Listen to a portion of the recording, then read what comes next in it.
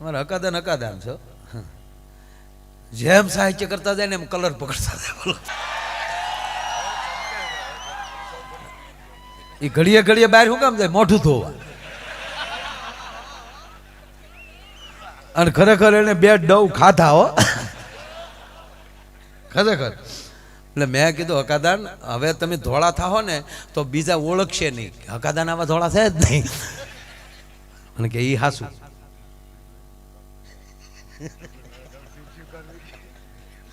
એમને હે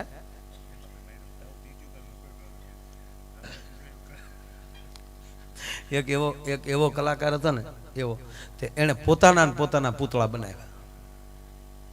પોતાના જો એવી આરસની પૂતળા પોતાની જેવા બનાવી નાખ્યા ભાઈ. પછી એનું મૃત્યુ આવ્યું ને તે પૂતળાની વૈશમાં ઉભો રહી ગયો. જમ નો ગોતી ક્યાં આમ જ.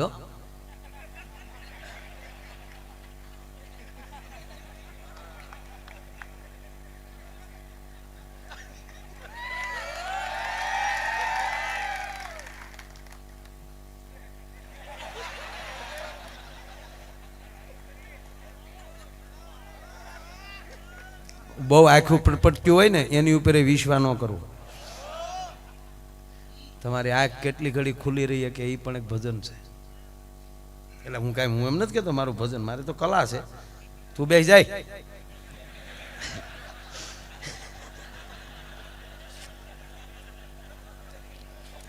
હવે આપણો પ્રોગ્રામ ચાલુ થાય છે.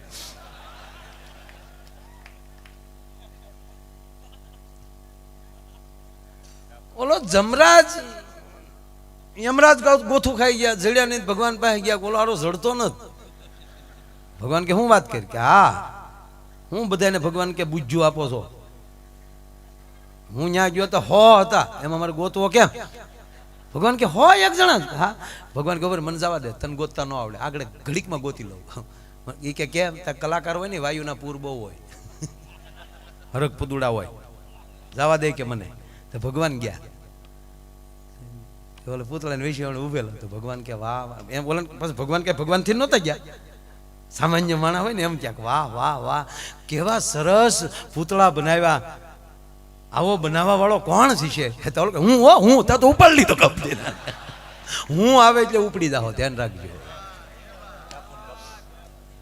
એ તો હકાદાન અમે ગયા ને આમ બહાર, એટલે કીધું કે અહીંયા અમારે અહીંયા તમે કેરળમાં ને એમાં કે તમે 50 કિલોમીટર હાલો ને તો એક ટાપુ આવે. તો હકાદાન કે આવો અમારા સૌરાષ્ટ્રમાં 10 કિલોમીટર હાલો ને તો એક બાપુ આવે. ગડબડદા બાપુ, ભીમદા બાપુ.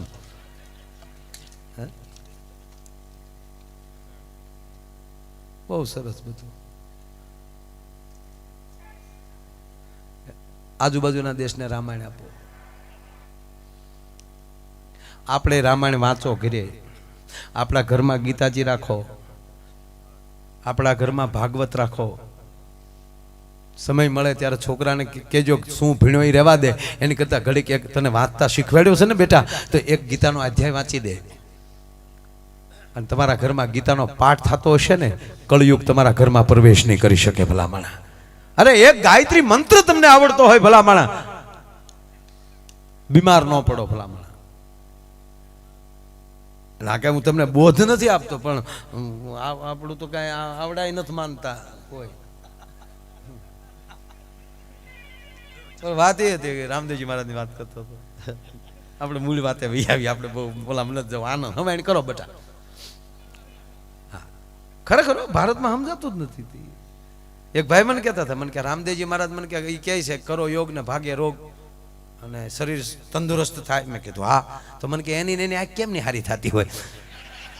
એક તો એવું ઘડતી જ નથી કે હા એમ તો કોઈક સારું માણા પાસે બે હજાર ખુલી જાય છો.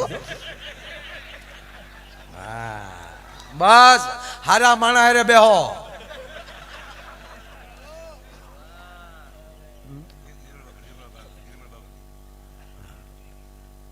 એટલે મેં એમ કીધું ઓલા ભાઈને, મેં કીધું ભાઈ સંતો કલાકારો મહાપુરુષો એ પોતાની માટે કાંઈ કરતા જ ન હોય, જગત માટે કરતા હોય છે.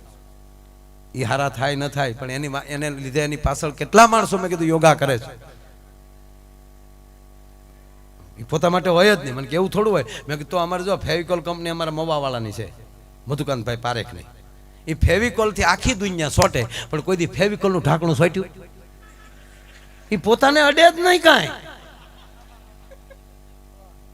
આ જો નિર્મળ બાબા તો હવે બિચારા નથી દેખાતા કા, નગર ઈ બેઠા બેઠા આમ જ કરતા. અને ખરેખર આ દુનિયા બહુ સારી છે હો ભાઈ, જે ધંધો કરો હાલે એમ છે. કાલ તમે અમદાવાદમાં ઓફિસ નાખી ગયો બાપુનગરમાં, કે બૂસ મરાવવા માટે મળો તો 10 જણા હાથ પડે બૂસ મરાવવા આવવાના. સમય હારો જ છે અત્યારે. કોને કીધું સમય મોડો છે? જો અત્યારે આ પ્રોગ્રામ થાય, આ મંડપ આવા આવ્યા, નહીં ત્યારે આ 40-50 વર્ષ પહેલા ભજન થતા જ. પૂછો વડીલો ને, રામસાગર સિવાય કાંઈ નહીં. ગાવા વાળા ઈ, સાંભળવા વાળા ઈ, બુંગણ વાળા ઈ, થાળ ગાવા વાળા ઈ, પાછા શેરા ઉલાળવા વાળા ઈ. હે તમને કહું, વગર માય કે ગાતા તોય 7 ગામને હિમાડે સંભળાતું. બોલો ઓ નેવા તારા નમિયા હે ભીત્યું ગળવા હે લાગ્યું રે મેં વારી જાવા દંગ દંગ દંગ દંગ. આ ભજન ભલે ગામ નહોતું સાંભળતું, પણ ઓલો સાંભળતો હતો. નિર્મળ બાબત ખોબો ન ઉપડી નથી હવે આવતા બહુ. નગર કેવું હાલ્યું હે, આમ આમ જ કરે. બોલો પધારો બાપા, પધારો મારા બાપ. અને પાછા દુનિયા દુખી તો છે જ તે સાહેબ. એના દરબાર, એને કેવો દરબાર કહેતા ને? નિર્મળ દરબાર. નિર્મળ દરબાર પાછો વીઆઈપી હોલમાં હોય, એમાં પ્રવેશ કરવાના 7,000 રૂપિયા ટિકિટ, ઓનલાઈન બુક કરાવવાનું. अगला दरबार दिल्ली में ये हॉल में होगा, तुम्हारा जीवन की समस्या का हल आएगा, बाबा से मिलिए. ले अभी तो जाहिरात तो बेचारा क्या ले जाए. माइक आप है, कहाँ से आए हो? बाबा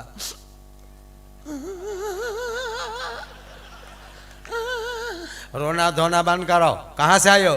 बाबा आपकी कृपा हो गई, यहाँ पहुंच गया हम, वही हमारे लिए बहुत.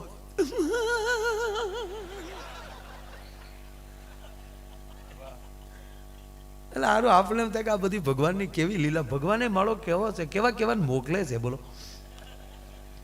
હે, સમાજ સુધારવા વાળા, ગાળિયા નાખવા વાળા, બૂસ મારવા વાળા, બધું ઈ જ મોકલે છે. બોલો આ પૃથ્વી ઉપર એક પણ માણસ ખોટી રીતે આવ્યો જ નથી. હો ના કઈક કામ કરવા જ આવ્યો. આ બધા ભાઈ જો કેમેરા માટે આવ્યા, તબલા માટે આવ્યા, મંજીરાવાળા માટે આવ્યા, ગાવાવાળા માટે આવ્યા, વેગડ વગાડવા માટે આવ્યો, આ બેન્જા માટે આવ્યો, હકાદાન સાહિત્ય કરવા માટે આવ્યા. કોઈ ગામમાં તમે જોજો કાંઈક ને કાંઈક કોઈક માણસ કામ કરવા આવ્યા છે. અને હાવ કોઈ તમને નજરે સડે કે હાવ કોઈ નવીરો ને હાવ ખોટો માણસ છે, મારી પાસે આવી જાવ, એ ગામમાં મફત પ્રોગ્રામ કરી દે. કોઈ ખોટો ન હોય.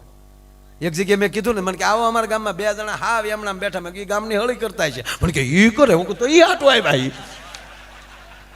શું વાતું કરો છો? કોઈ એમણામાં આવે?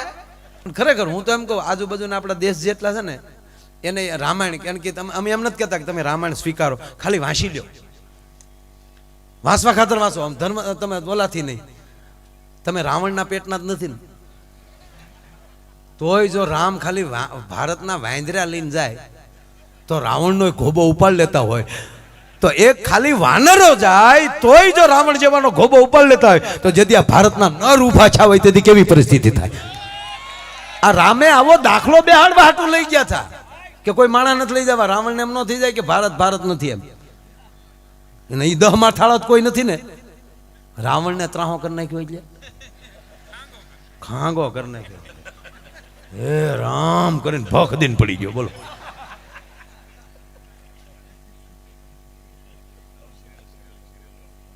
હવે હું નાનો હતો ને, હું હજી નાનો છો ભાઈ. હા, તમારો છોકરો છો માં.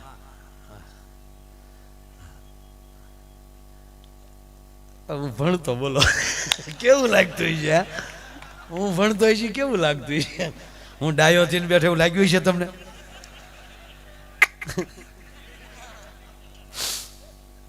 જ્યાં સુધી ગામના સાહેબને માર્ક દેવાના હતા ત્યાં સુધી આપણે પાસ થયા. પછી પાર્કે આશા સદા નિરાશા. હા, હું તો વાલીઓને કહું આ પરીક્ષા અત્યારે હાલે છે, મહેરબાની કરીને છોકરાઓને કહેતા જ નહીં કેટલા ટકા આવ્યા, તમારા ને તમારા પરિણામ જોઈ લો ને.